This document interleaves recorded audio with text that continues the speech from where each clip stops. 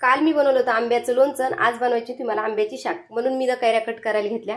काल जो मी लोणचं भरलेला व्हिडिओ टाकला होता ना, तो प्रचंड व्हायरल झाला. बऱ्याच ताईनं छान छान कमेंट केली की आम्हाला रेसिपी पाठवा. पण आता मी रेसिपी कसं काय पाठवणार ना, कारण की माझं लोणचं भरून झालेलं आहे. परत काय 5 किलोचं लोणचं मी भरू शकत नाही.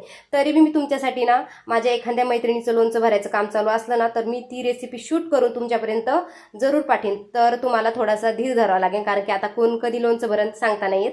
माझं तर भरून झालंय.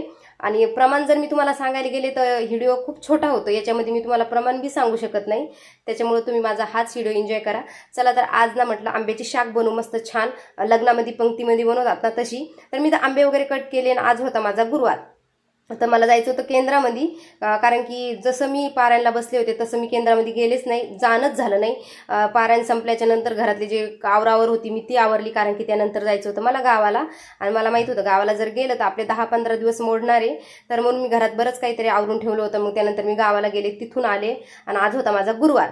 आता गुरुवार असलं की मी काही नाही काही फराळाचं बनवते. एरी मी इतर वेळेस बनवतच नव्हते, पण आता कसं आहे, फराळाचं जर बनवलं काही नाही काही वेगळ्या गोष्टी बनवल्या की पोरं बी खातात. असं बी पोरांना माझ्या भाजीपोळी जास्त जात नाही, मग असं काहीतरी बनवलं की ते खातात. मग त्याच्या निमित्तानं माझं बी फराळाचं होऊन जातं आणि पोराला बी दिलं जातं. तर सकाळी थोडीशी भगर आणि साबुदाणा मस्त भिजू घातला होता आणि त्यानंतर त्याचे असे छोटे छोटे मस्त थालीपीठ करून घेतले. थालीपीठ म्हणा किंवा धिरडे डोसे काही बी.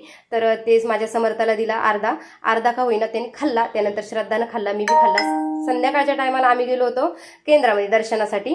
तर म्हटलं तिथून आले की मी कैरीची भाजी करेन, मस्त शूट करेन आणि तुमच्यापर्यंत शेअर करेन. पण झालं असं, दर्शन घेतलं तिथून पुढे रात्री माझी मैत्रीण सुनीता तिच्या घरी गेलो आणि आम्हाला भरपूर वेळ झाला. मग तिथून आली की मला उशीर झाला होता आणि मग मी काही शूट केलं नव्हतं. चला तर बाय, श्री स्वामी समर्थ.